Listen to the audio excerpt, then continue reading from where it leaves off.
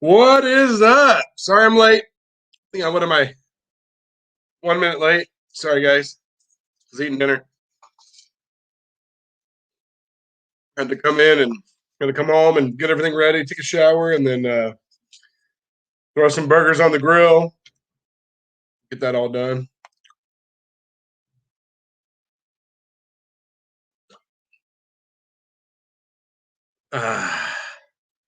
Here's to it being Wednesday. 2 days left. What is happening? Brandon, Bill, Nick, what is up? AgTech, what's up, man? I'm gonna answer your question, Nick. After my video today, Nick asked the question if I say that I don't. Hang on, let me let everybody trickle in for a minute. Happy Wednesday. What's up, Chris? What's up, Dylan? Steve? What is up? Hang on, I'm gonna crack this garage door. Give me 1 second. So I'll get a little warm in here for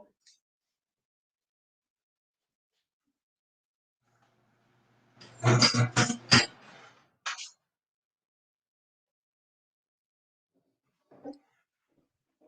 All right. Hopefully get a little. Oh yeah, I can already feel it. Oh man, the airflow. Yeah, it's nice.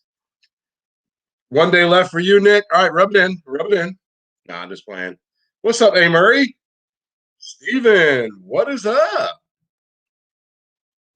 All right, so I'll answer your question, Nick. Nick asked me a question about why I won't tell you guys about tools that I don't recommend you buy.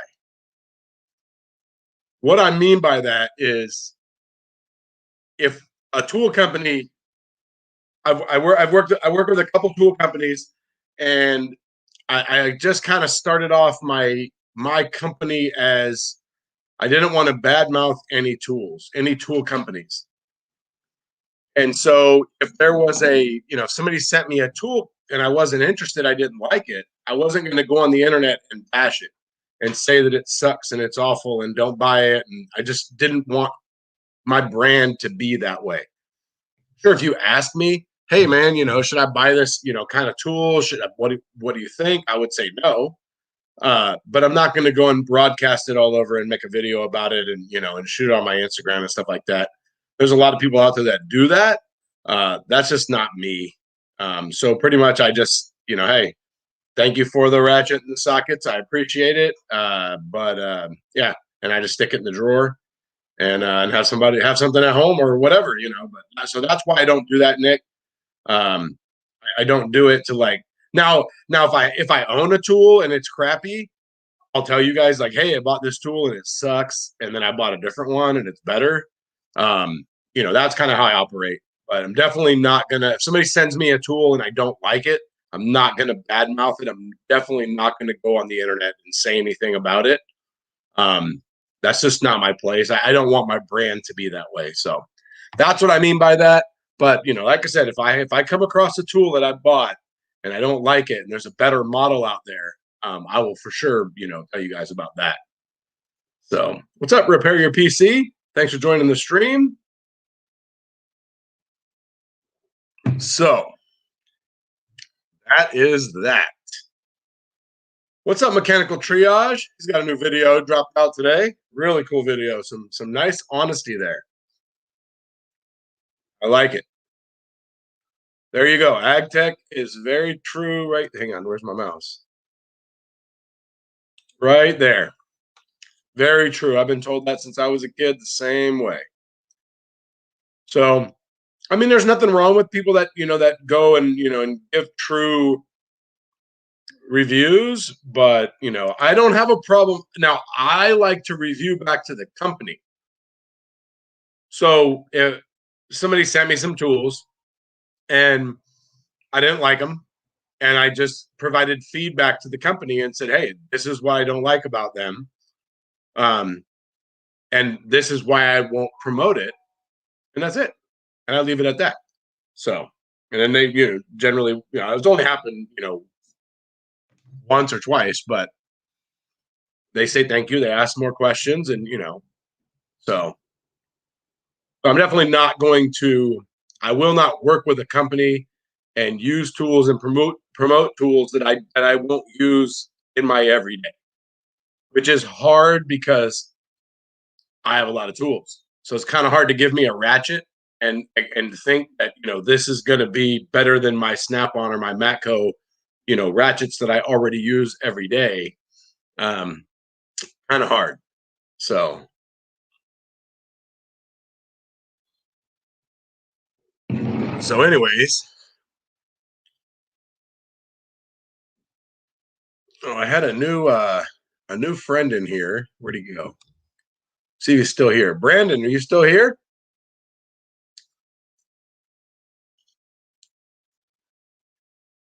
Brandon has a problem with a 6. Uh-oh. He asked me a question and I told him to ask me tonight. It's much easier to talk about it than it is to I could say in 5 minutes right now what it would take me like an hour to type out. All right. So Brandon, you have okay, I'm just gonna go back and look really quick. How's everybody's week going? You guys busy? Let me see here. All right. No start issue. Brand new standpipe and dummy plugs. All right. Updated ones. All right. You got new injectors. Power Max Turbo. Okay, none of that matters. Programmer, EGR delete. None of that matters. Had a guy come over and try to fix it. Okay, so you have a programmer. All right. Okay. So Brandon, I'm gonna nutshell this and see if I got it. So it seems like you did some work on it. Now, did you put new injectors in it? And that's why you put the new standpipes and dummy plugs in because you put the new injectors in. Is that correct? Um, I'll wait for you to reply and then I'll keep going. I don't want to. Oh, stupid busy. Oh man, right here, Nick. Oh my God, let me tell you, man. So the shop on that is huge. It's a big shop, 8 total guys. I feel like I work at a dealership. And a couple weeks ago, excuse me, the porter that's there, we have a porter guy who washes cars, picks up customers, and just does all kinds of odds and ends and cleans and oil caddies and all that stuff. And he's been there for years. And he said one day we weren't even as busy as we are right now. He said he's never seen the shop as busy as it was. Well, now we're even busier. We probably have since that day, we probably have at least 20 more vehicles at the shop. We had to park a car halfway down the street in the Panera parking lot because we had nowhere to park it. We literally were jam packed full, parked up and down the street, both streets, and we're parked at the down the street at Panera. So it is crazy nuts. It's AC season, so it's like 2 out of 5 cars a lot of times is AC right now. So all right, you did a video on the sockets from Carnage Tools. Oh, okay, nice. So would you recommend them, AgTech? Would you recommend they were the AgTech, those were the short sockets, right?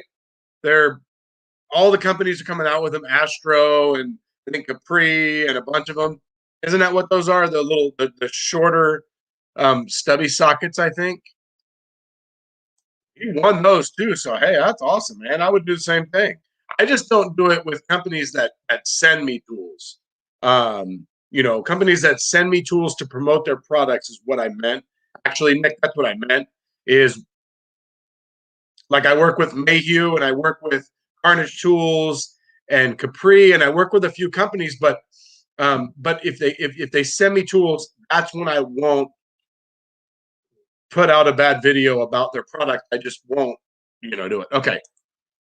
All right. So, okay, kind of, but wasn't sure if it was updated. So went ahead and did them because I knew the old ones was the issue. All right. So one way to tell if a standpipe and dummy plug are updated from the old ones is they'll have an O-ring and a Teflon washer, a white Teflon washer on the standpipe. I believe we'll have it on the top and the bottom. No, we'll have it on the top.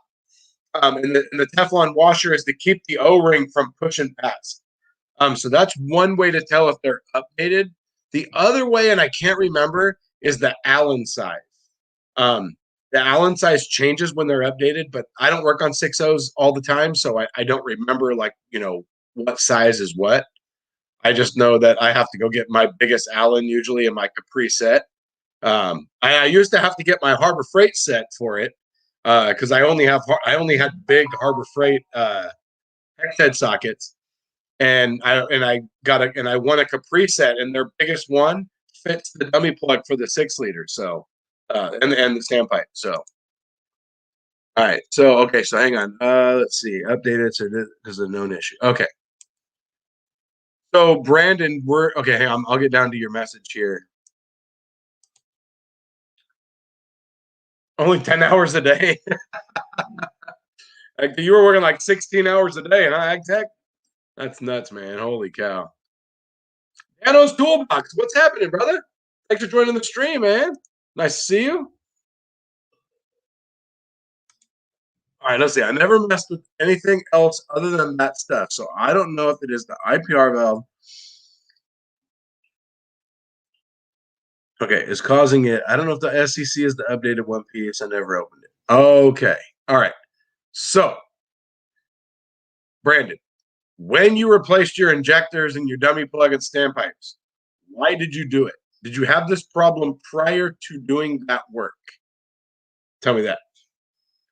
I gotta know. I gotta know how it went.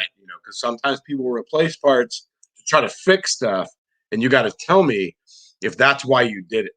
Because I can only help you if I know everything. My favorite thing, and I'm joking when I say my favorite, is when people come in and they don't tell you the truth and they kind of lie about their car. Like we're not going to notice all the brand new parts or the crappy wiring fixes or whatever. And then I'm not kidding. I've had some cars that I spent 3 or 4 hours trying to diagnose the vehicle, and I could have diagnosed it in an hour if they had been upfront about everything they did, why they did it, and everything. But because they tried to hide it, it cost them like probably 2 or 3 extra hours of diagnosis. Just to get to the same answer I would have got to if you had told me the truth. And unfortunately, I can tell you, I'm going to know when I get in there. You can't hide it. You know what I mean? All right. Jeremy Shaw, hey, welcome to the chat, brother. All right. I think OEM is 10 millimeter updated to 12. Yeah, I think so. I think the 12 is the updated ones. I just had a 6 liter. Hang on. It was last week before last. What was it? A 06? 06, I think. Man, so he only did the one injector, had one bad injector, number 2. And I recommended, we won't even touch it if we don't do standpipes and dummy plugs. When we pull it out, we won't work on it if they don't want to do that. But anyways, so we put a Motorcraft injector and Motorcraft, standpipe and dummy plug. But the crazy thing is, I don't know how, but these things looked original. They didn't have any Teflon washers on them, nothing. 260,000 miles. I know that's impossible. I know it's no way that thing went that long with original injectors and standpipes and dummy plugs. But I'll tell you what, I have not pulled out one in a long time that didn't have a Teflon washer on it. So, oh yeah, for sure. Oh my God, that takes forever. Oh, Jim Lucky, what's up, brother? All right, so here we go. The only issue I had, well, we got a fellow, so we got Jeremy Schaub in the house. So Brandon, you're in luck. My wife said this earlier. I told her that that I had a new friend and that you might be coming on so I could talk to you about your truck. And she said that'll be great because I'm pretty sure there's some people in the chat that can help out as well. All right. So the only issue I had was that it shut off because I had stock injectors in it. Wait, hang on. It shut off because you had stock injectors. Oh, with the Power Max turbo. Okay. So your turbo was too big. You had too much turbo and not enough fuel, right? That's what I'm guessing. I don't do a lot of aftermarket stuff, but I know if you add air, you have to add fuel. All right. Then you lost the oil cooler. Did you find it? I don't know. That failed inside. All right. That sucks. All right. I hate that when that happens. All right. Did you replace you did an EGR delete. Okay. So you replace your oil cooler. I'm assuming you found it. Replace your oil cooler. did an EGR delete, and then since then you've been having the issue. Is that correct, Brandon? I'm guessing that's the Chef Shade Tree Scott. What is up, man? Happy Wednesday. Oh, Steven, you're in the hospital? Holy crap, I missed that. I'm so sorry. Oh, man, I hope you get better, Steven. That's awful. So sorry to hear that. That is no good.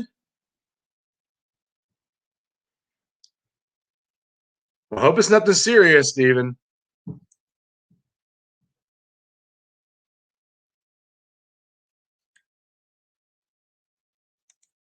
What is okay, so all right.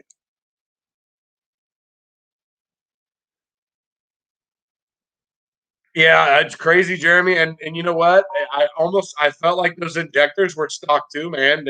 They felt like they were original. I couldn't believe it. I mean, it had the oil leaks to prove it, though. I mean, that thing would leave puddles under the truck, and the guy wouldn't fix anything. All he fixed was the one injector, so it was pretty annoying. All right, so here you go, Brandon. So right now, Brandon, tell me this: does it start right now, or does it start? I think you even wrote it. I'm so sorry.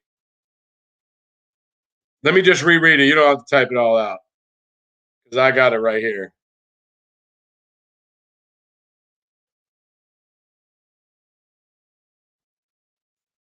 You had a guy come over and try to fix it, got it running, took it out, drove it, came back and put new diff fluid.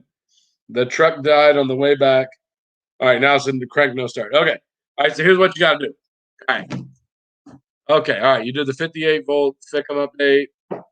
No, it long crank, no start. So right now, it does not crank, and it cranks, it just doesn't start.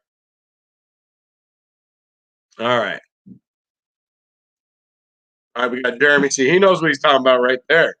Okay, so Brandon, here's what you got to do. All right, so we got to figure out. Most likely, I'm guessing with everything that you've done and everything you've said, you have an oil issue. And so you're going to have to do one thing first. You have a programmer, so you can see your ICP pressure. Correct? Should be able to. Got a pretty good programmer. It seems like if you're running the giant turbo and super injectors and all that stuff. What is the point of super injectors but stock nozzles? How does that work? Because doesn't that just, if you have stock nozzles, doesn't that still shoot the same amount of fuel? Okay. All right, let's skip that. We can talk about that later. All right, Brandon. So here's what you got to do. You got to get your programmer on there, and you got to look at two PIDs first, and then you got to tell me what it does. All right? Can you see your IPR PID? You can see your IPR PID, correct? Your percentage. You should be able to see your IPR. You should be able to see your ICP.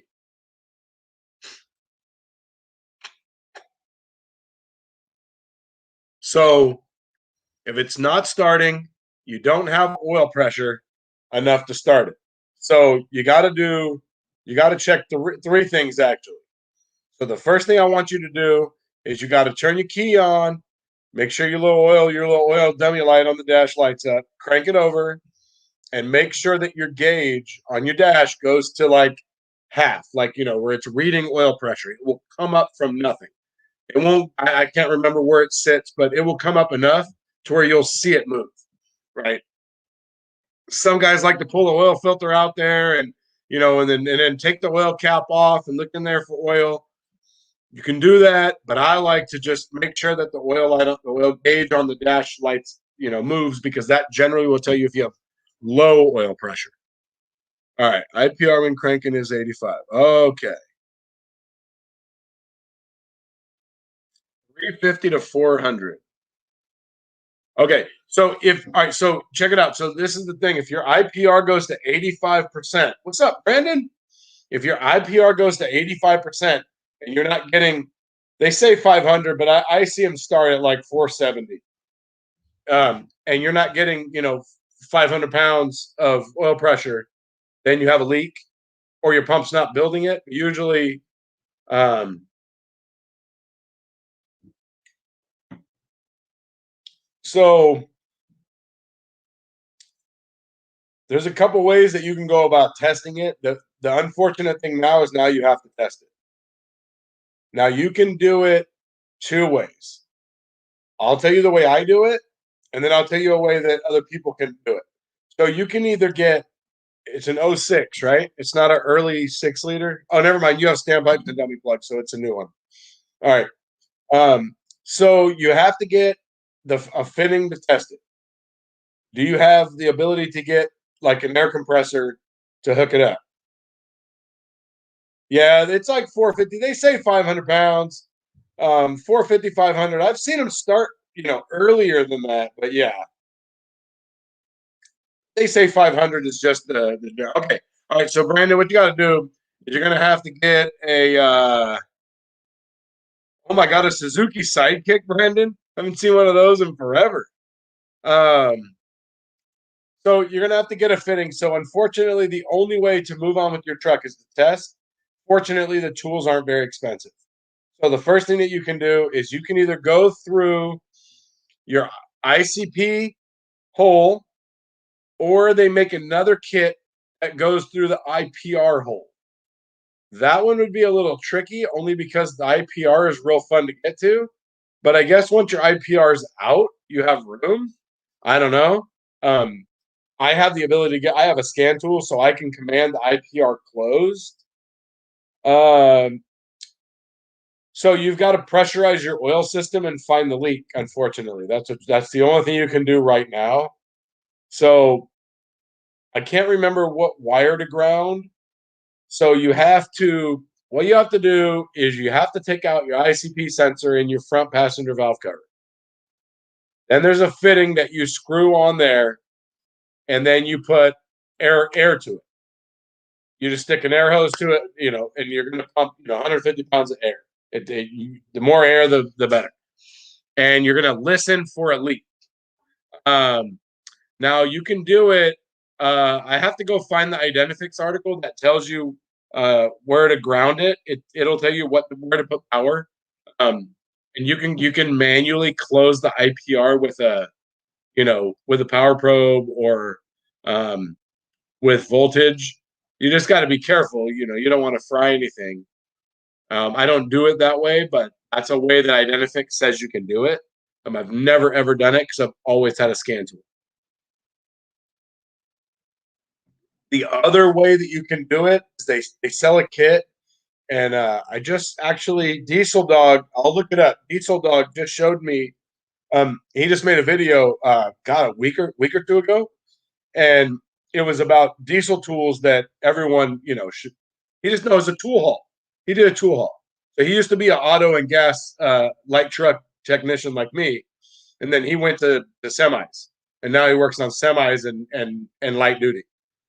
Anyways, he had a tool haul where he picked up this Power Stroke test kit, and it came with a fitting that you put in the IPR hole. So you put air directly through the IPR hole, so that way you don't have to close the IPR. So basically, it works like this: either you have a leak, okay. So if you pressurize it and you either go through the IPR hole, or you can command the IPR closed. Either way, if you close that IPR valve or go in through the back door and pressurize it, and you do not have a leak, then either your IPR valve has failed or your high pressure pump has failed. So that's where it goes right there. Now, what you can do for your leak, when you pressurize it, take off your oil cap and pull off the second section of your intake air tube. You have the first section that goes from your air box to the mass airflow sensor, right? Then you have the next pipe that goes from the turbo, and it comes forward. I'm sorry. It goes from the turbo, it comes forward, and it's got that little tiny elbow that goes in the valve into that into that compartment on the driver's side valve cover. And it's got that little hard elbow and a green O-ring. So pull that tube off, and then you can listen. You listen through that hole, and you can listen through your oil fill hole for leaks. That way you can pinpoint which side. Or you could tell if you don't have a leak, because if you don't have a leak, you'll know. But you have to close the IPR. So either you've got to power it to close it, or you've got to an a high pressure oil. Wait, you can use pressure gauge to verify high pressure oil pressure. Holy crap! Really? I never done that. That's nuts. I wouldn't do that. Oh, for shits and giggles, they can tune out of it to see if it starts. You know what though? It's here's why I don't think that's the case. Because if you're building 400 pounds of oil pressure and your IPR is reading 85%, okay.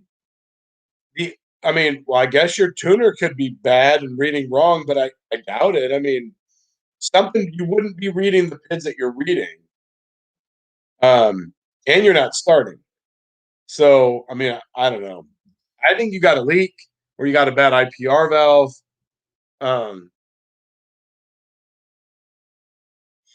If you pull your IPR valve out, make sure you look at the screen real good. Make sure it doesn't have any holes in it or any debris in the screen. Super, super important. So try that, Brandon, and let me know. I'll try to send you a link of a couple test kits that there are that you can get to test them. Unfortunately, you're going to have to test it. For shits and giggles, you can throw an IPR valve in it, but, it could be a waste of money. And I wouldn't get, I would only get a high quality, performance one, or I would get a Motorcraft one. I only say performance because you have a bunch of performance stuff on your truck. But we only put Motorcraft stuff in Power Stroke. So hope I helped you, Brandon. That's kind of where you're at. And unfortunately, until you can do some testing, there's nothing that you can do.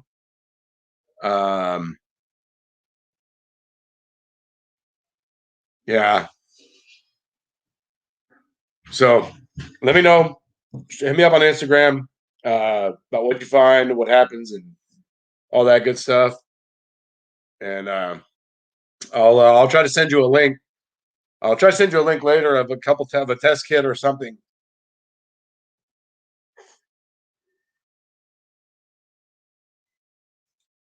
Oh yeah, no, you'll get it running, man. We'll help you out. Don't worry, man, for sure. And I'm live every Wednesday on here, so if you ever have any questions, definitely hit me up on here. It's very much it's much easier for me to address stuff on here than it is to type it out in messages. I almost if somebody asks me technical questions, I almost want to be like, just give me your phone number. I'd rather talk on the phone than type out like a million messages. It's hard to type all that stuff. So, but yeah, we'll definitely get it going, man. Sure. Yeah, that's what I was saying. That's why I said I don't think it's the programmer, because if it's only building 400 pounds and it's at 85%, it's at 85% because it's not building 400 pounds. I mean, if you're cranking it over and it's at 400 pounds, it's going to be at 85%. Uh, so that's kind of where you're at right there. And until you can do some testing, not a whole lot you can do. About the only other thing that you could do would be throw an IPR valve in it. That's the only other thing. But I mean, I know those things aren't cheap. I don't know how much they cost. I don't deal with parts. I don't ever see the cost of parts. So I don't know. You have to change out both lower control arms on your HHR. Oh man, HHR. Remember when they came out with those cars? Weirdest airbox design ever when they first came out.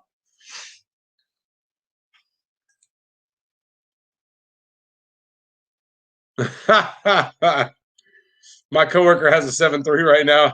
That's not making him happy.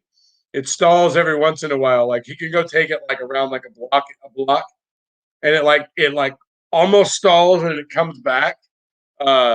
and it's just, man, just kicking his butt. I've been so busy, I didn't get a chance to talk to him until like this afternoon. I was like, "What's wrong with this thing?"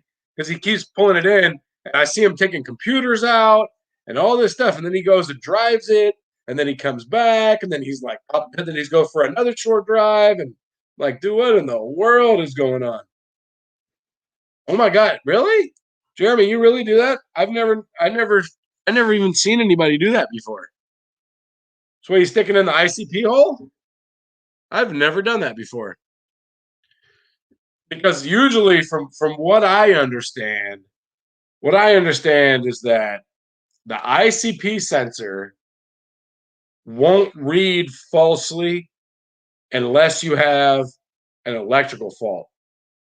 That's what I understand. I was watching Anthony Youngblood. He has a shop called Super Duty Service, I think, out in Missouri, and they do nothing but power strokes all day long. Mostly 6 liters, some 6.4s, but mostly 6 liters. And they manufactured their own, like, because they don't live in California, so they don't have EGR, they don't have all this crap. So they have like their own. They've manufactured their own Y pipe because no EGR. There's no EGR delete because I mean you don't have to delete EGR because it's not there, and all their components it's completely sealed off. They intake manifold, all that stuff. They have all their own stuff that they manufacture or they have manufactured for them.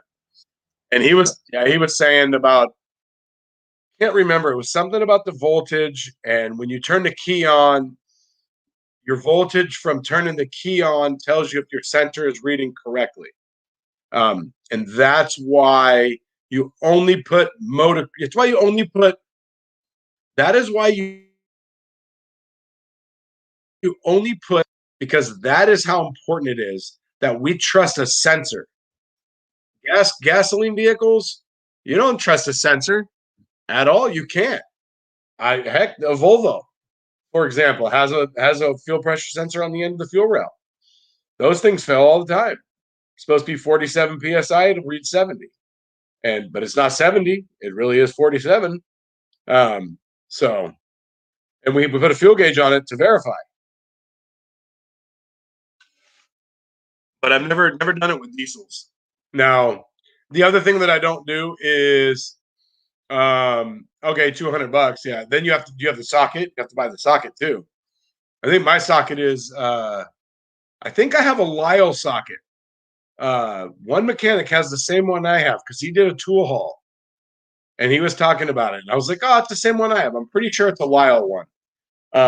I like it because it's 3/8 drive. I think mine's 3/8 drive. Because it's really hard to get half-inch stuff in there because there's no room. So I'm pretty sure it's 3/8. I can't remember. Oh, you have a panel truck HHR. Ah, okay. Oh yeah, H-pop is definitely not cheap. No, for sure. All right. How do you check for an AC leak on a Ford Fusion? All right. So Nick, what you got to do is you got to get yourself some dye in there. Now, there's two ways to look for leaks. All right. The first way is this. Remember that there's oil inside of an AC system. And a lot of times, oil leaks can be found by the naked eye with a flashlight.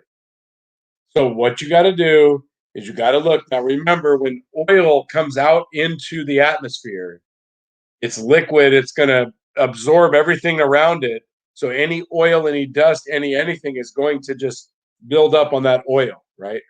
And so you'll see like an AC line covered in almost like moist dirt, right?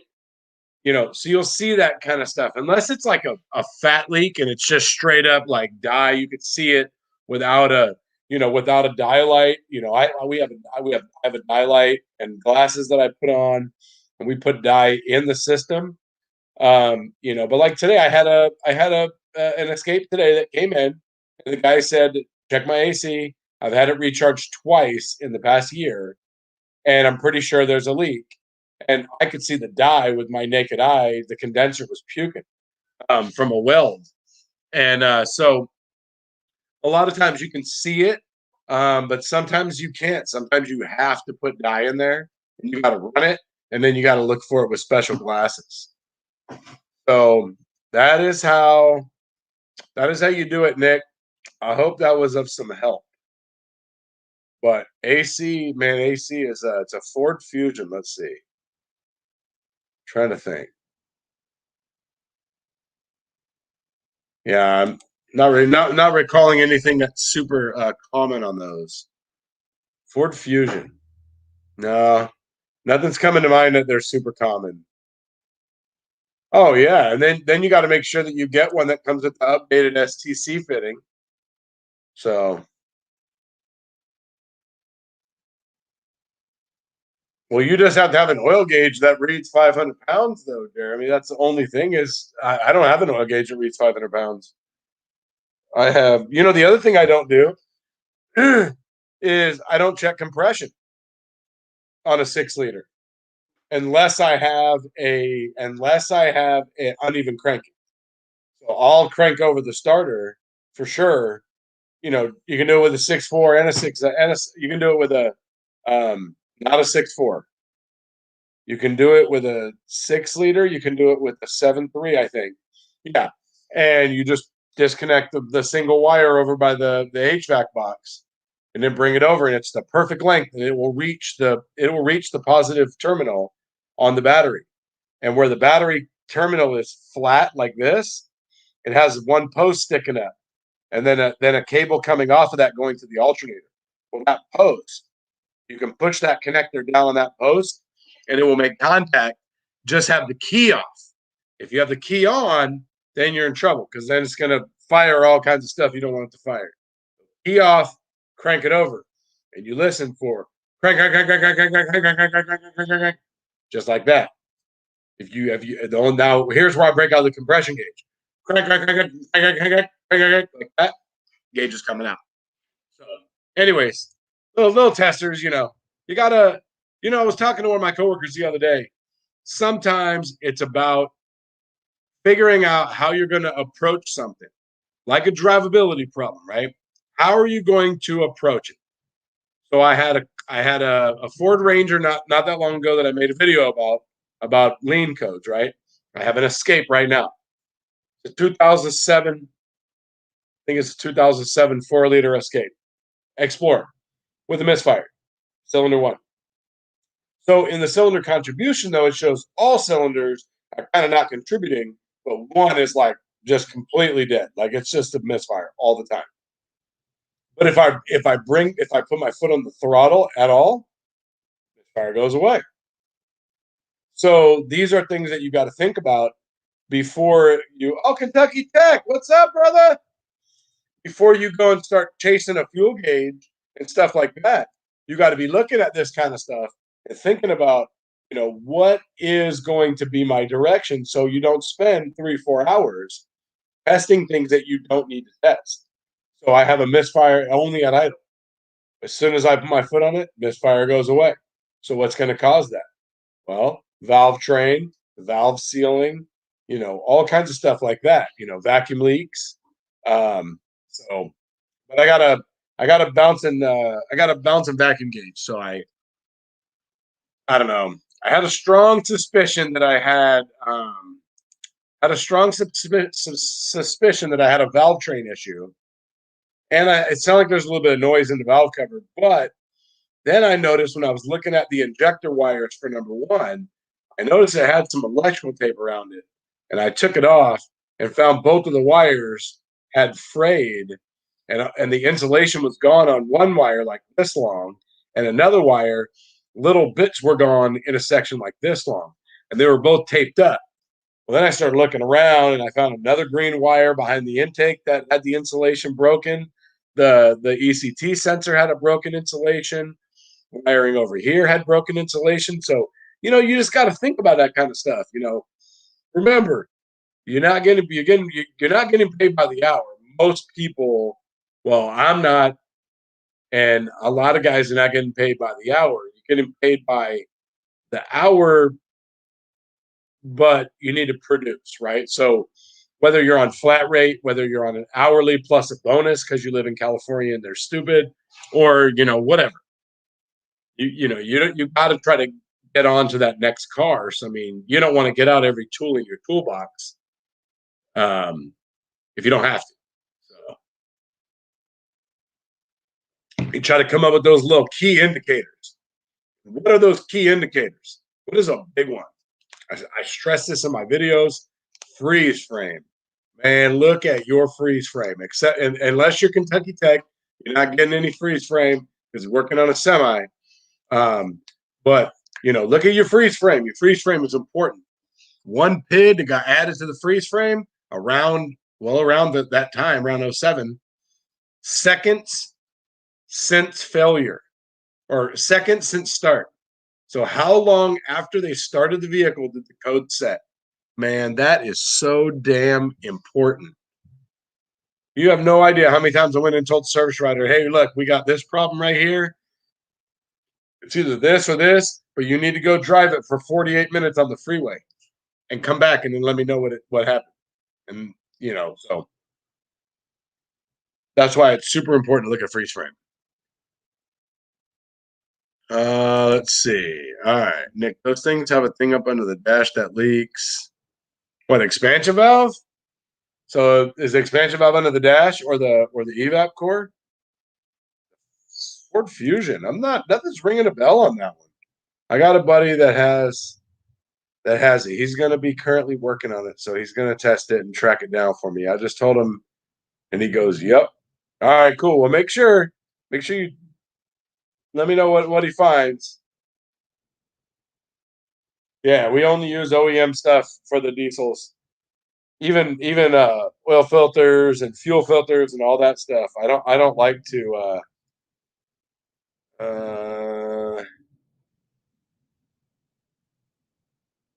Oh, nice. Oh, yeah. If the turbo's off, you can use an open end wrench for sure. Yeah. Oh, yeah. See, yeah, the 3/8 is much better. See, I've used a 1/2 inch one. That one sucks because then you have less room because it's big. Your extension's big, and you're already in there with wobble sockets and all kinds of crap trying to get it off. So, soap and water. I missed something on that one. Yeah, not sure what that one was. Sorry, Dano. I took too long to. Oh my God, man! I had my stupid service back when I first worked at my last shop. When I moved they had bought a third store, and for a couple years they just couldn't get it going, and they kept trying to hire people to run it. Finally, they asked me to move there and be the foreman there. And anyway, so I was at the shop, and the first diesel that we worked on, man, my stupid manager got me O'Reilly injectors, BWD. Man, that stupid one of those damn injectors like opened up and caused that truck not to start and caused me a lot of grief because I couldn't figure it out. It was like my learning curve to Cummins. Basically, Cummins is like this: high pressure, low volume. If you have hang on, I'll get to you in a second, Brandon. If you have high pressure and low volume, that means you have not a lot of fuel there. So if there's a leak anywhere, you don't have any high pressure anymore. So one injector caused the whole truck not to start. So all the fuel pressure goes in that one hole. It loses everything. So, all right. Yeah, Jeremy, the injectors I have in there now, 155 with stock nozzles from Warren diesel injectors. Love them. Just started having this issue and was like, well, crap. Yeah, it sucks. Yeah, for sure, Nick. No problem, man. Anytime, brother. Anytime. Oh, look at that. Hit that like button for Kentucky Tech. Thank you, Kentucky Tech. He's a part of this group called Tech's Talking Shop. It is me, Kentucky Tech, and several others. We have someone who used to work in the dealership. Now she is a forklift technician. We have Kentucky Tech. He works on like pretty much only almost brand new semis. And you're Fleet, right, Kentucky? I believe he's Fleet. We have another guy who works on semis who works for a dealership, I believe. We have one mechanic. He works on everything, period. We have Power Stroke Jude. He used to work on Power Strokes at a dealership. We have It's Dezeni. He's a R. He does a lot of R&R stuff. He's learning the diag out in Texas, independent shop. And we have Princess Jamie, and she's like the master Jeep builder. And we have Antonio's the guy in the dealership that he works for the dealership, I believe. Tech May is the forklift technician now. Um, I'm gonna leave somebody out just 'cause we have KE built it, and he like is like a trainer at a school, I believe, and he works in a shop too. He does side work, and then we have hang on, I'm gonna forget people because now I've lost my list of people. Uh oh, Country Mile Garage. We all know him. He just joined the TTS recently. And Turbo Tai Tai, natural gas bus technician. Used to be a diesel technician. Used to back when the buses were diesel. He used to live here in the good old Sacramento area. And then he moved. So bucket of wire nuts, yeah. That's the worst right there is when you pop the hood and you see wire nuts, you're like, oh hell no.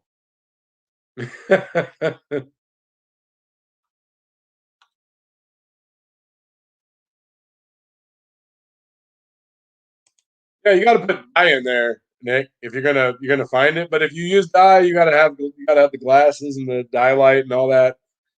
Um, oh, I got you. I got you. I missed that. All right. The first thing you want to do, Nick, is do a real good visual, man. Follow every single AC line with a flashlight and look real close. Another thing that likes to happen, I don't know if it happens on the fusions, but what you'll see is, this happened a few times and it caused me some grief, where you'll have like this much of the hose is a rubber hose, right? And then it's a metal on this end and metal on this end, but then it's got a section where it's rubber. Really look at that hose. What you're looking for is a pinhole dot of oil or pinholes. A lot of times when it happens, it'll start happening. So like I had a Jeep one time that I couldn't figure out the AC leak and it was kicking my butt, man. Holy crap. And then finally I realized that this rubber hose that was right in front of my face, it looked like somebody took a dye pen and just did a whole bunch of dots all over it. So be careful for that. But I mean, it's hard. It's checking AC is like it's hard if you don't have the correct tools to test AC. It can be very tricky. But man, I'm telling you, a lot of AC leaks can be found with a visual inspection. Not all. The other thing is how bad is the leak, Nick? That's another little clue right there. Does it last for a year? Does it last for does your free on charge last for a couple months? Or is this something you've had the car for years and all of a sudden it's low? Tell me that. That's kind of important right there. Because like the guy today, he's had his car charged up twice this year. Well, that's a pretty bad leak.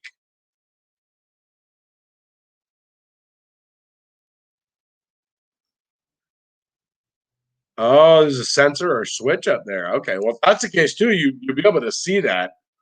But well, that's funny. I like that, Ag Tech. Get him. Okay, yeah, that makes sense. Okay, so you got under the dash. You got a sensor under the dash. The only sensor I know of under the dash is the evap temp sensor, and that doesn't have Freon in it. I don't know. Maybe a Fusion's different. I don't know. I've never seen an AC sensor under the dash because the AC lines come in the firewall, and that's a Fusion, so it's going to have an expansion valve, you're going to have an expansion block, and an evap core. And then you have a sensor that goes into most of the time you have a sensor that goes into the fins of the evap core, unless it's got an actual sensor there. Huh. Interesting. Yeah, I have no idea, Nick. I've never heard of that. Passenger side. Okay. Wow. Huh. Oh yeah, that sucks, dude. The Rust Belt, man. I'm telling you what. If somebody said, "Hey, do you want to move out here?" I'll be like, "Hell no, no way." Hey Nick, you can hit me up on Instagram, man, if you have any questions about your everybody, if you have any questions, man, hit me up on Instagram. I don't mind. I love helping people and be patient. Uh, so, but that's the easiest thing is on Instagram, and you have to pull the dash to get to it. Holy crap! Really? An AC sensor, huh? Tools with souls. Oh, what's happening? Welcome to the channel.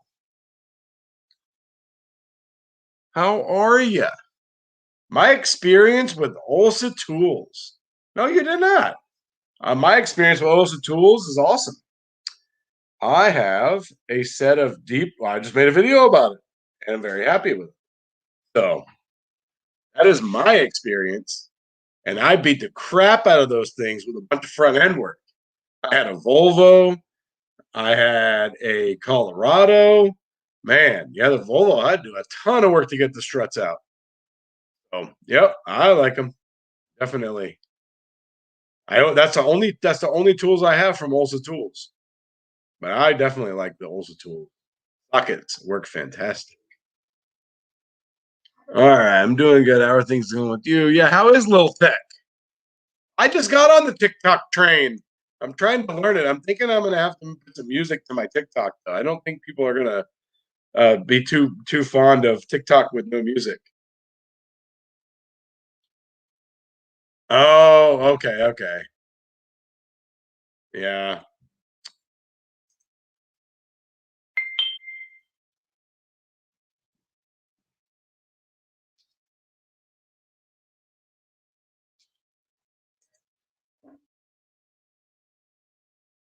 Yeah, I know that they're my specialty. That's why I said, man, hit me up. All right. She had in the shop last year. They put in a new compressor, charge the system. Then we tried to use the AC with the heat wave as of late. Had no cold AC. Okay, so you lost it in a year. 1 year. Huh.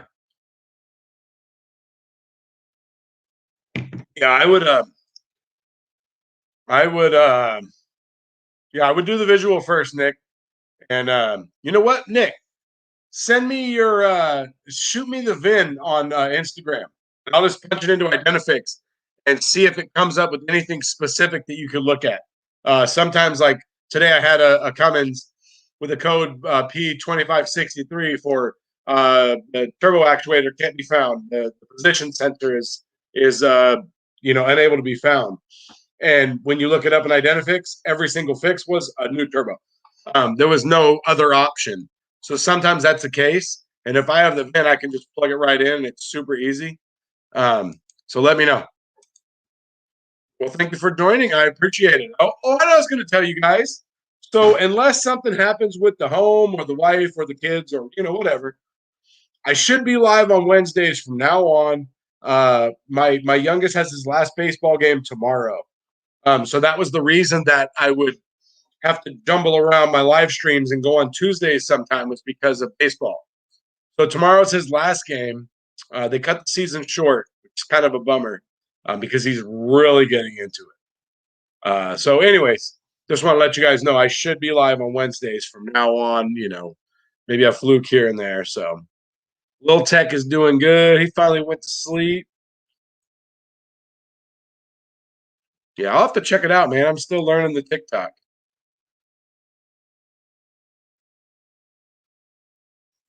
I don't mind taking dashes out, man. Taking dashes out. What's funny is taking dashes out used to be my specialty. Well, it still is. I'm so good at them, but yeah. So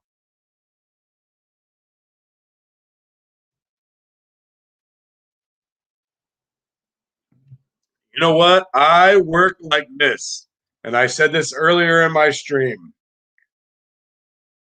If a tool company sends me tools to review, to promote, whatever, I always let people know.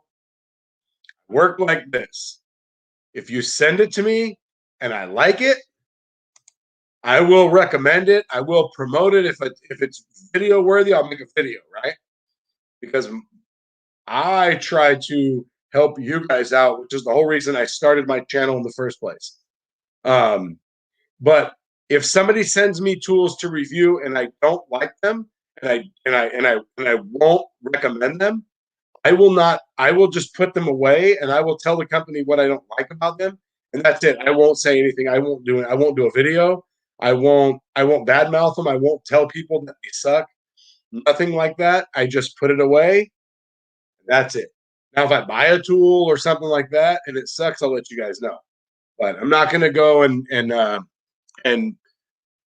and say anything negative about a tool on social media if they're asking me to review it. Now, if somebody's like, because I mean, nobody wants to say, "Here's a tool," just go and say if it's good or bad.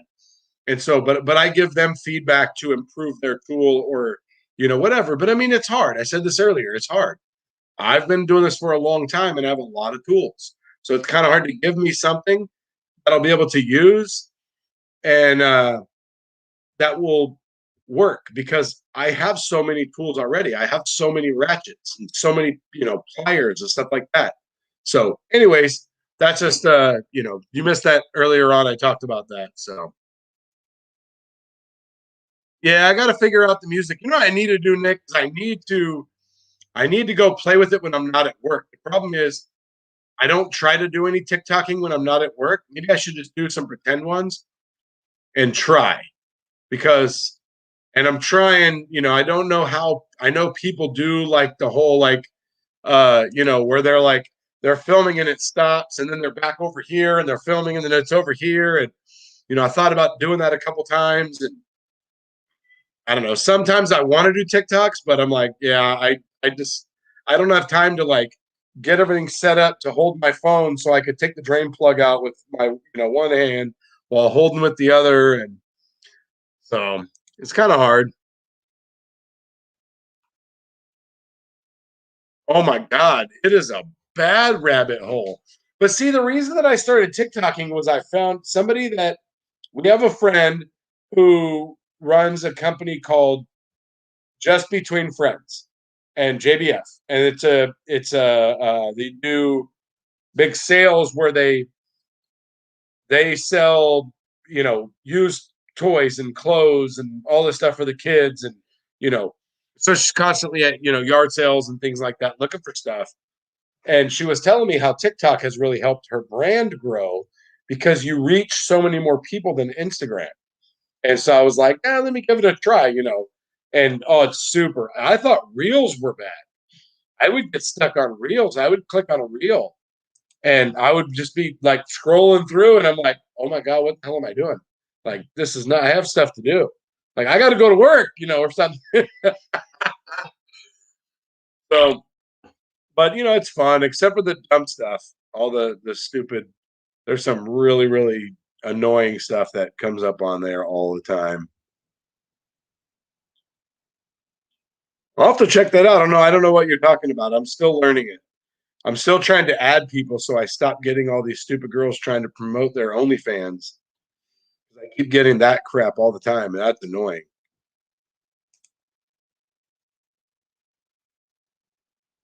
Yeah, I'll have to check that out. Is that on your page, Kentucky Tech? A Dodge LHS. Oh my God. A LHS. Holy crap. I haven't seen one of those. Thank God for a long time. It was a Chrysler LHS, though, wasn't it? It was a Chrysler. Oh my God. Who makes the slimmest ratcheting bit set? Oh my God. Are you talking about? Hang on. I got to ask this question because I know the best one.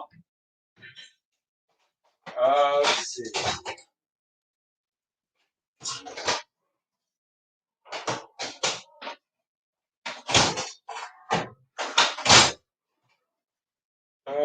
Let's do it like this.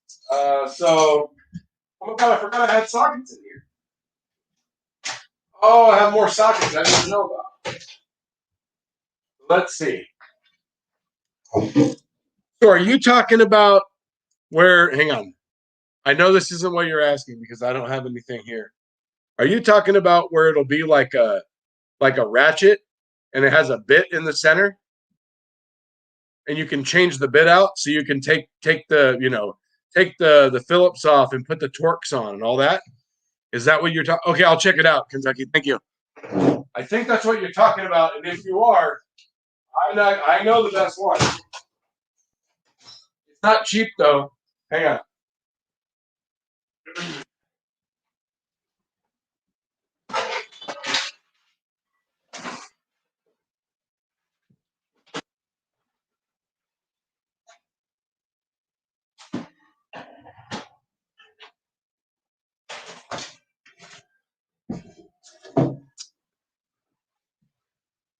All right.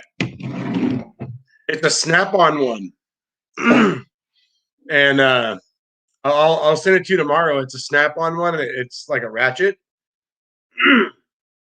It has a hole in the center, and in the hole you can get. So what it comes with is the ratchet portion, and then it comes with sockets, and they're like literally like this tall, and they're I think it's like I can't remember what sizes they are, but they're small sockets, quarter drive stuff. and they go into the hole. If you want a bit, then there's another set. And what you do is you put an insert into the ratchet, and then you have room for the bit. I'm not kidding. With the bit and everything, it's like this tall. Yeah, it's like that thick. There's nothing to it. It's super, super thin. So, anyways, it's Snap-on. It's awesome. I bought it because BMWs. Well, one of the reasons I wanted it was BMWs sometimes can be pretty tricky. I've had a couple where they like to put covers on everything under the hood.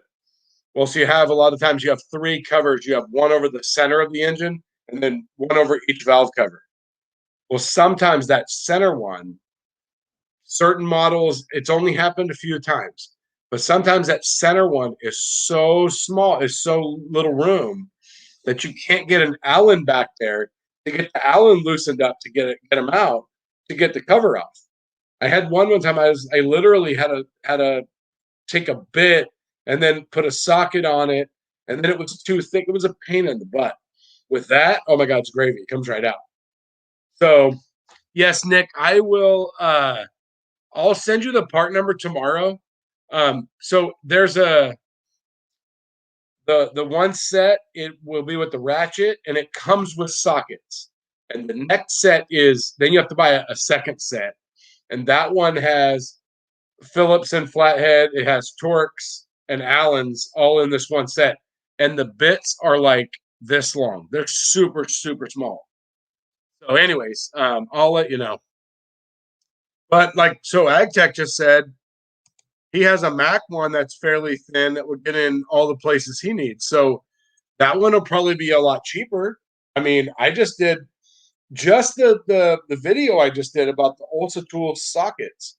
I don't normally do research on prices. That's the first time I've ever looked up to compare I've never done like a Sunex. Like when I did, a video about my Sunex sockets, I didn't go and look at how much a set of Sunex was versus a set of a set of Snap-on. But that set from Snap-on, the same exact set, obviously it's, must be something different, was $500. And the Max set, I think, was closer to $400.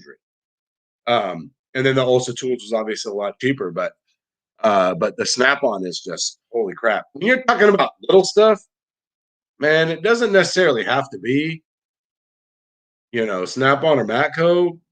I would recommend the Snap-on one because I've never seen one as thin as that one. So, but yeah, I'll send you that, and then make sure you send me your VIN also, Nick, on Instagram. But I'll send you both of those part numbers for that. There we go. How you doing, Kentucky? You staying busy, brother?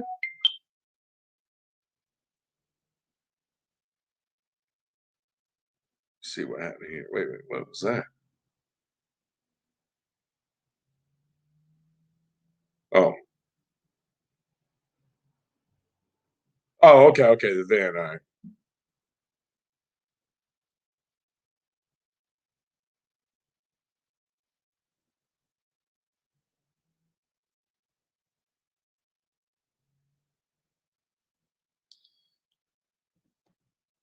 Red Line Gary, what is up, man? Oh, it's my brother from another. It's a Power Stroke dude. What's up, dude? How you been, man? Good to see you. Easy Red and Vim makes long ones. Oh, okay, okay. Yeah, mine's not. I mean, it's only like this long. It, for what I use it for, I don't want it to be long. Especially now. You know what I have is from Easy Red. I actually have a. It's this long. It's this long, and on one end it is. Hang on. On one end it is a bit holder, and on the other end, the heck's on the other end? And the ends flex too. I actually used to use it for the hell. Yeah, it's for me. It's from Easy Red though. It's super thin and it's super long. But the snap-on one is like if you're trying to get, some sort of HVAC actuator or something where you're like, up in here, you want the little snap-on one. So, anyways, what's up, Gary? How's it going, man? How's the race car?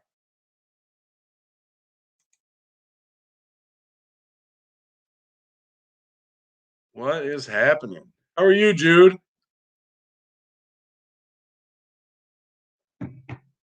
You know what I find super weird, and I mean, I'm sure I could go and research it and figure it out, but like, so I bought Easy Reds a long time ago. The big, long wrenches, flex head. They've got the shoulder sticking out. I've had them for a long time. And, my buddy Henry that I used to work with, he would always say, oh, sorry about that, guys. He would always be like, you need that Easy Red tone. You need that Easy Red. Working on a lot of PT Cruisers. And anyways, so then, one day they changed. Oh, yeah, it's quarter on the other end. Yep. See, Chef, see, he knows. He read my mind. He has the same thing I have, obviously. Um, but and then one day, all of a sudden, they became mountain wrenches. So weird. Because like some of my wrenches are still like Easy Red because I haven't had to warranty them. And then obviously the other ones are mountain wrenches. So weird. And then like I thought Easy Red went out of business, because of that. And then I found out like they're not out of business. It's super weird. So been working as usual. We found out earlier tonight we aren't able to go run Nashville Saturday. Why? What happened? That's a bummer. I worked on a newer Harley and needed that setup. Would have been faster if I had, but it took me way longer working on a normal Allen in there. Yeah, yeah, for sure. I'm telling you, you'll love it. Well, there you go. That's awesome. What years do you work on, Kentucky? He only works on most of the stuff he works on is really, really new. Um, and then I have a question for you, actually, because we've run into this a few times. Because I believe Kentucky is a fleet tech. Pretty sure he's a fleet tech.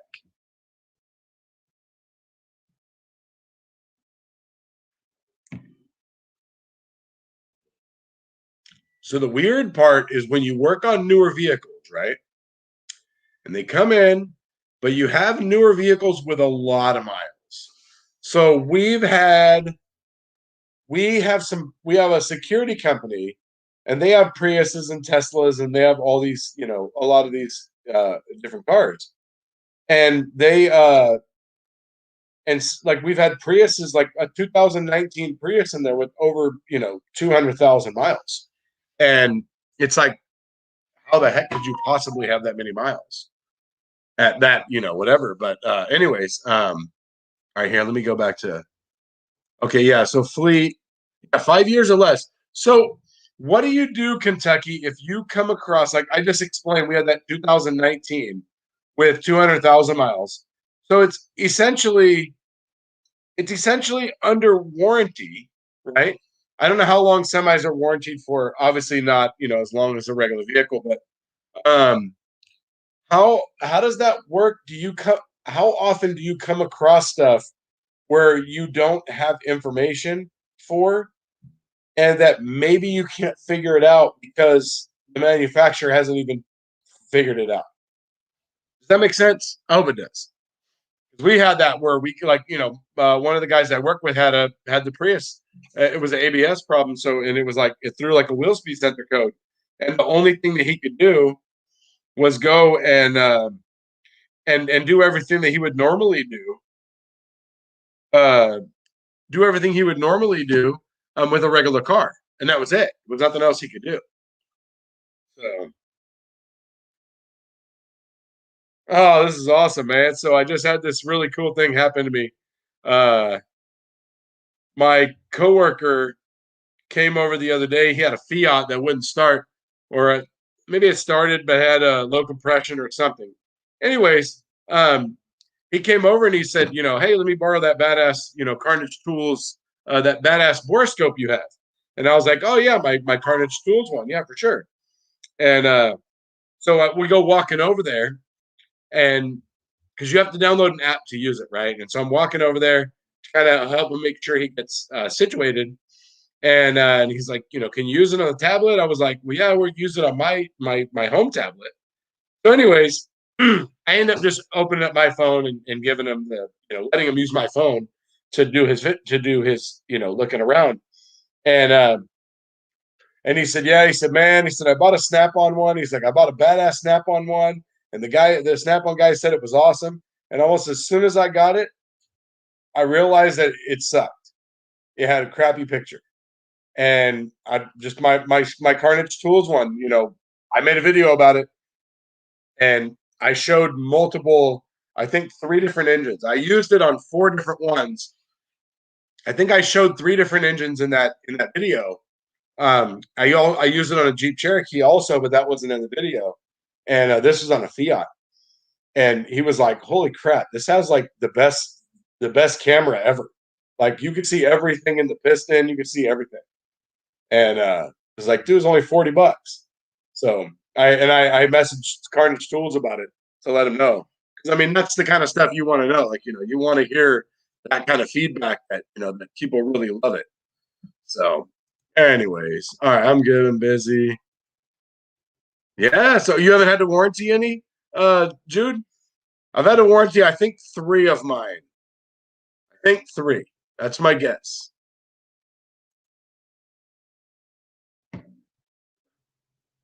7.3s, man. They can't use the 7.3. It has no emissions.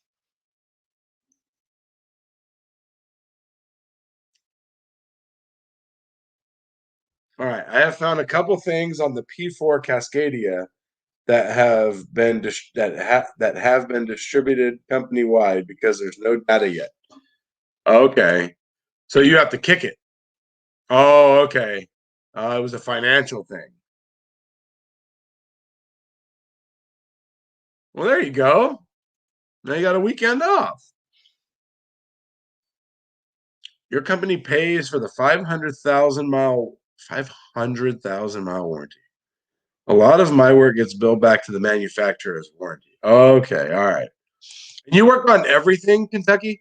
You work on all models of semis? Because I mean, I don't even know all of them. I mean, there's like Kenworth and Volvo, and there's a lot. It's definitely not my.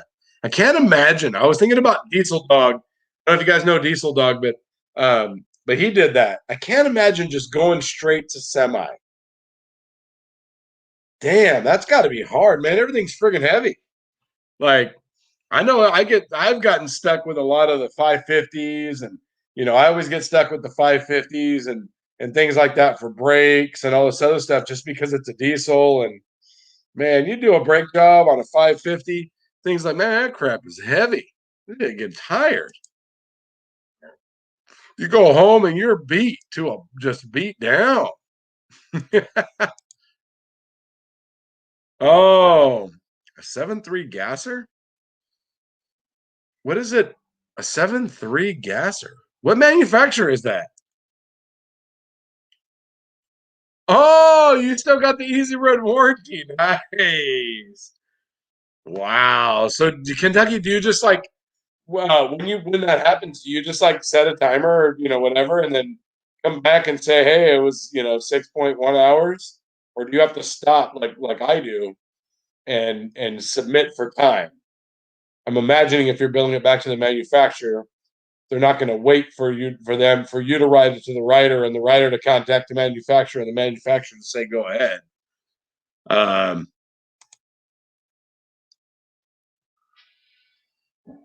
oh, wasn't it? It was either Heavy Wrench or AgTech. I thought like 5 months ago or something had to use an overhead crane to change the starter. Uh, okay. The 7.3. Okay, all right.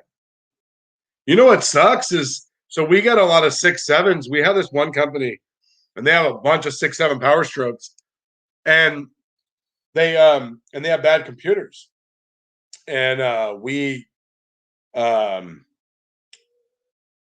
we would recommend a computer, and there isn't one. They don't have one. Nobody has one. They're not making any right now. Yeah. But we have a truck right now that's gone. Like it's out somewhere. And we tried to order an aftermarket one. I got it, put it in, and the programmer came out, hooked up his IDS, and it had the wrong VIN programmed in it. They had already programmed a VIN somehow. But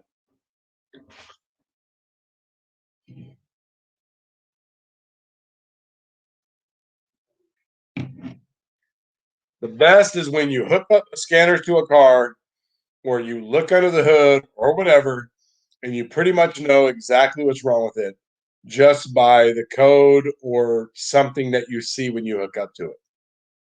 I that is so awesome. I love that.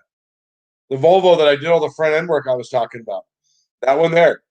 I haven't worked on a lot of Volvos since I've been at this new shop because we have a Euro guy, but I used to work on everything always, and anything that was harder I die at. And so, anyways, and so I get this the Volvo, and it was a check engine light. I was like, all right, cool. So I hooked up to it, and it was like, oh, fuel pressure sensor malfunction or whatever. So I was like, all right, cool. I already know what to do. Walked over, popped the trailer, put a fuel gauge on it, started it up. 47 pounds. Scanner says 70. Needs a sensor, and I'm done. Like it took me longer to get my gauge out than it did to it took me longer to write notes in. So I love that kind of stuff, man. When you just like pop the hood and you're like, okay, maybe you have to do a couple things to confirm it, but you know what it is. Wow, that's crazy, man.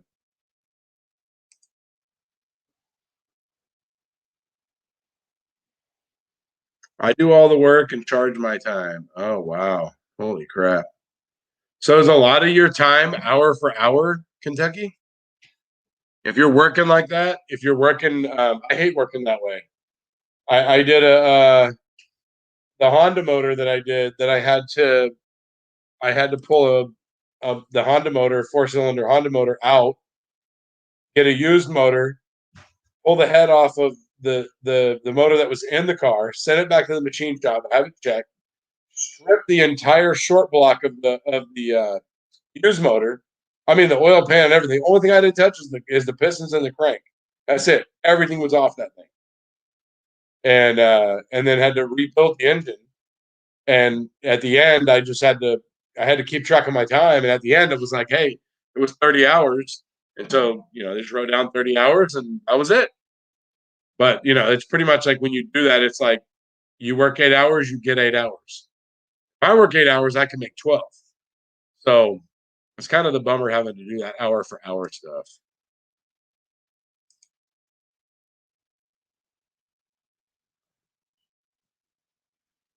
International. I can work on internationals. I'm familiar with the Fords Anthony Robles, what's up, man? Heading to the shop. You caught me right before I head to the house. Thanks for stopping in to say hi, brother. I appreciate it. Supercharger on a 7.3 Godzilla. Holy crap. Wow. 120, 102 millimeter throttle body on it. 20 pounds of boost. Oh my God. That is crazy. Dude, I drove a friggin' Duramax yesterday. Holy crap. I got this Duramax yesterday. At the end of the day, I had to bust out this Duramax. It was like was it a 16? I think it was a 2016. And thank God it was a newer one because the wheel well was, the fender was, the inner wheel well was much easier to take out on this one. But man, holy crap, dude. Like I had to do a fuel filter and I had like an hour to do it. And it paid an hour and a half. And I did it in 25 minutes. It was awesome. It was like the best one I've ever done. But I drove this truck. Holy crap. Man, this truck sounded so freaking awesome. It was all kinds of tuned up. Yeah. Yeah. Right there. Putting the work on the bearings and the rods.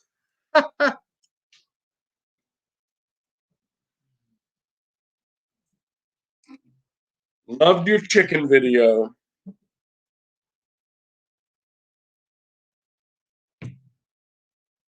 Oh man, what you guys working on tomorrow? I am working on I got a explore. I got on an escape. I got a condenser and a dryer to do. Then I got well, hopefully I'm going to be doing a turbo on a '08 6.7 Cummins tomorrow. That thing I got to do. That thing needs a turbo and an oil change. And oh no, he needs a. Oh, I forgot. Oh, that thing needs. It's got the front brakes are making noise. They're almost they're 3/32. They're almost all the way down. So it needs front brakes. And then the rear. He said the e-brake doesn't work, and the passenger side has what you call it gear oil running out of the behind the rotor. So that's going to need axle seals, shoes, and then it's got like it looks like it has like new rotors and pads on it. So it's gonna need all the parking shoes and clean up the rotors, new axle seals, differential service. So hopefully he does it. I don't know. I left today, so you got 850,000 miles. Holy crap! What's the most miles you've ever seen on a semi?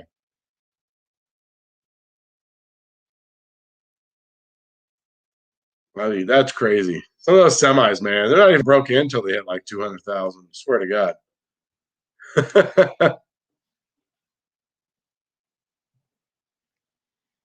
Regulator and a motor and a Durango. Nice. I've got a Sprinter that I'm waiting on a transmission. I've got an Explorer that's got a bad computer that's going to be a week out. I got this other Explorer that I have to try to figure out what's wrong with it, why it's misfiring.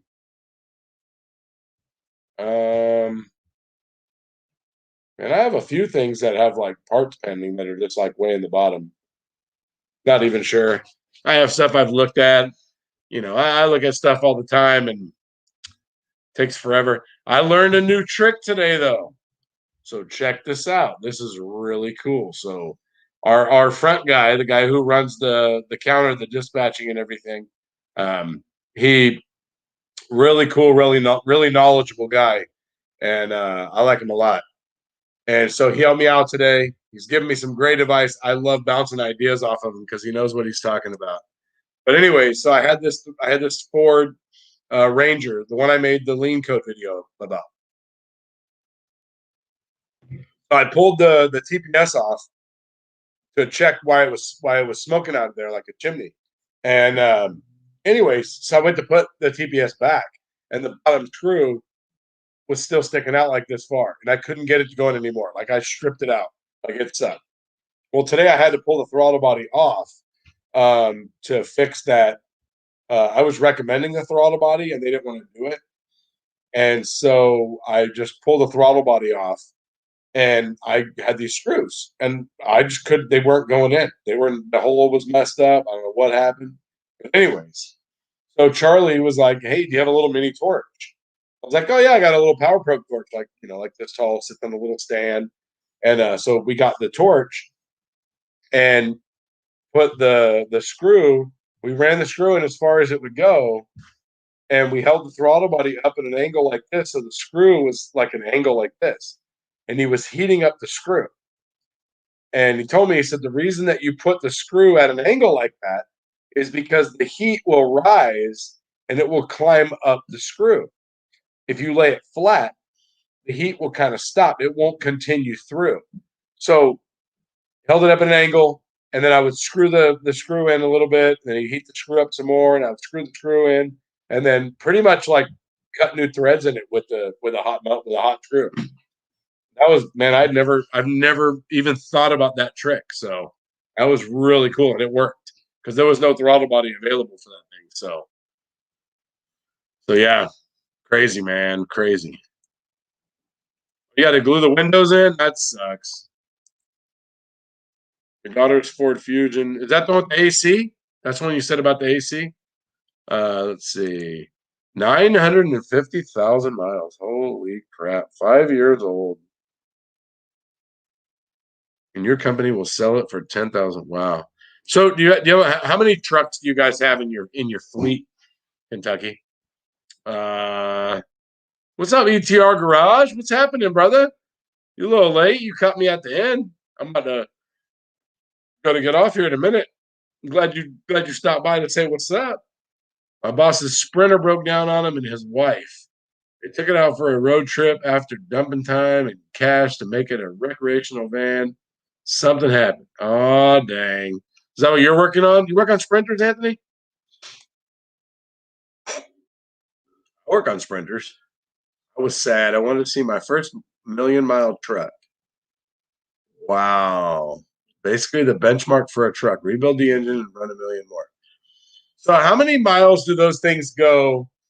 I know it varies on manufacturer and all this crap, but what kind of mileage do you do in frame versus doing an out frame?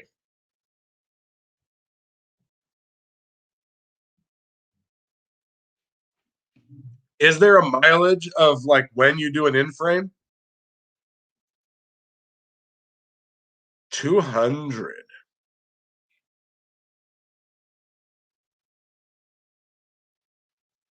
Holy crap, 200. That is crazy. Yeah. Yeah, for sure, man. I'm going to go in and get a cup of coffee and kick it with the wife and watch the Housewives of, I think, Orange County or something. That's what we're doing. Winning. I love that. I woke up on a Sunday morning a long time ago, bored as hell. And I don't know why I started watching the Real Housewives of Orange County, but for some reason I started watching it and I was like this. And it was like a marathon. And then I was like, all right, cool. I'm just gonna watch this show. So yeah, so the wife and I watched that together, and that's yeah, I like it. That's what we're doing tonight. I think it's Orange County. It's Housewives or something. I had to come home today and I had to hustle, man. I was on my way home and the wife and Mrs. Nuts texted me and said, "Hey, can you barbecue hamburgers?" I was like, "Oh boy." I had to hustle, get home and take a shower. I was able to smash on those suckers right there. All right. You don't work on sprinters or diesels much. When he gets back to the shop, I'm gonna help him out with it or to learn. Nice. Oh, Beverly Hills. That's right. See, Mrs. Nuts is looming in the background. She was like waiting to see if I was going to say anything about her. That's why she was sitting there and her ears started burning. Or I'm so loud she could hear me all the way through the house. That's probably what it is. You don't rebuild? Oh, okay. An in frame at 1 million. Oh, really? Oh, I didn't realize that they went a million miles before they did an in-frame. Wow, that's crazy. I can't, man. That is just that is some manufacturing right there. Let me tell you. You build something that goes that long with moving parts that move that much constantly. Wow. I mean woo, that is crazy right there.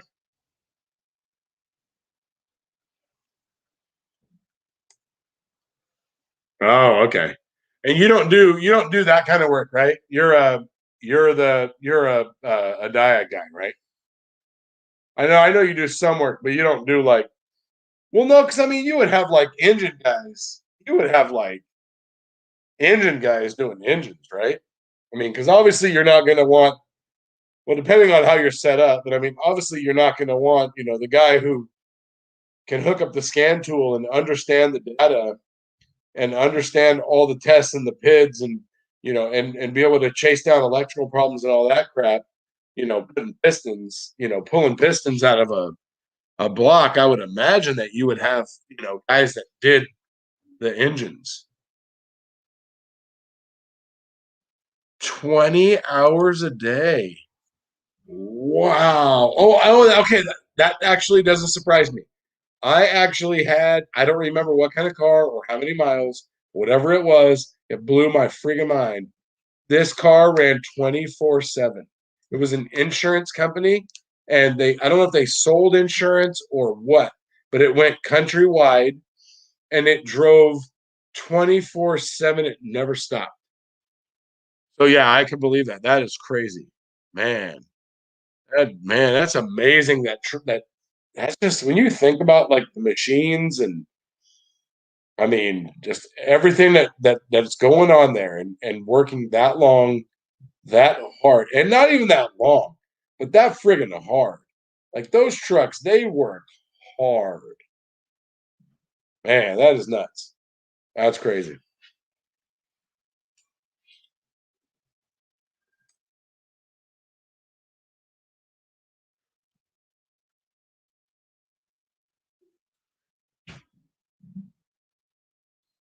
Oh, okay. So you do heavy line. Okay, okay. All right. So now if you were looking at a truck and it had a problem, and let's say it had a misfire, and that misfire was a bad valve, would you repair it, or would it roll to somebody else to do it? Is that how it works? You repair what you diagnose and you fix. Um,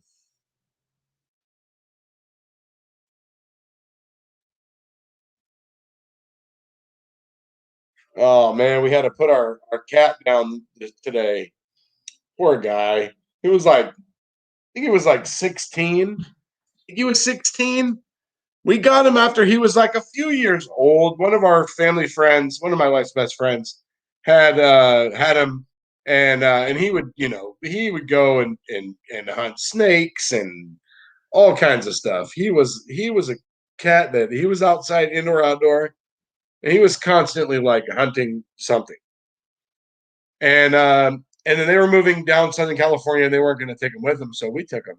His name was Lucky James, and crazy little cat. He had, he would go out front and run out front and like run halfway up the tree and stop and look around and then run back down the tree and go outside and scratch the fence. And he had all these little crazy things that he did. And he actually was he hasn't been feeling very good for a while, and the wife could tell something was wrong with his mouth. He wasn't eating right, and we got to the point where it was like thought that he probably had some sort of cancerous something in there, and we weren't going to explore because it was going to be a lot of money to most likely not be able to help him. And my youngest heard on the phone, he heard the conversation and said, please try to save him. And so we said, okay, well, let's do the blood work and see if it's a tooth or something with his teeth. And yesterday uh, the wife took him to the vet to have the blood drawn, and while he was there, they drew the blood, and then the doctor and the dental tech happened to be available, and they both went and looked at him, and they said that he had a cancerous tumor, I believe it was, and it had come out of his tongue, and it was in his tongue, and it was like it had burst through. So the poor guy, like he couldn't eat. Like most cats or most animals, they get sick and they don't want to eat. He got sick and he wanted to eat, but he couldn't eat because it hurt. He would walk around meowing, and you would give him food and he wouldn't eat, and then he would be just meowing and constantly asking for food. And you would give it to him. We baby food, soft food, liquid gravy. I mean, we tried. The wife tried everything and just couldn't get him to. And so they said yesterday, pretty much, the option was to put him down, and so made an appointment for today. And he was in such bad shape that they couldn't even give him like a pain shot to help him from yesterday to today. And he was just in so much pain. So they had to take him today and put him down. And my oldest and my middle one went with the wife to help, have him put down and everything. So it was pretty sad. Lucky James. Oh, okay. All right, that makes sense. Cool. Well, guys, I'm gonna bounce. It is after 8 here, and it is time to go relax with the wife. I appreciate you guys joining the stream. Had a lot of fun today. Had a couple new people. Thank you so much for joining the stream. Hit me up if you guys have any questions, and I will see you guys next time. And I'll see you guys on Instagram and then TikTok. If you follow me on TikTok, I don't know. I got to put my TikTok thing on the Instagram. I'm trying to learn it all and get it all done. I'm trying to have fun with it. So, anyways, yeah. Thank you, Chef Trey Tree. Yeah, it's pretty sad, but you know what, man? It was just so much pain that this morning, like when I was saying goodbye to him to go to work, that was really sad to leave and say goodbye. He was in so much pain, man, that it was like, you know what? They said it was very, very settling to watch him just finally be at peace because he was in so much pain. So it was sad, man. You know what? We had him for a long time. He was a good cat. So, anyways, yes, they are. Yeah, you know what's even more sad is we lost our beagle like I don't know, I think 3 months ago or something. And the beagle and Lucky, Bailey and Lucky were in my youngest two's lives their entire lives. Bailey was like 16 and Lucky was 16, and they've been around, since before they were born. So that's the other sad part is that, it's been their lifelong pet, So, oh, 20 years. Wow. We have one more cat. She's upstairs and she lives under the bed. So, she's a big old cat. She can't even pee in the litter box. Like she pees halfway out the litter box half time because she's so darn big. Yeah, very true, man. Well, thank you very much, guys. I appreciate it. And I will see you guys next time. And peace out. Let's get it.